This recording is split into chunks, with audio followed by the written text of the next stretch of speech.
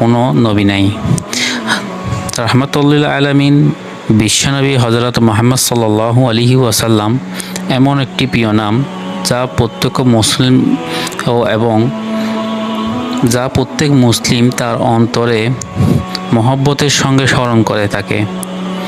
আল্লাহ তাআলা ঘোষণা করেছেন, হে রাসূল, আপনি বলুন, যদি তোমরা আল্লাহকে ভালোবাসো তাহলে আমাকে অনুসরণ করো, যাতে আল্লাহও তোমাদিগকে ভালোবাসেন এবং তোমাদিগকে তোমাদের পাপ মার্জনা করে দেন। আর আল্লাহ হলেন ক্ষমাশীল দয়ালু।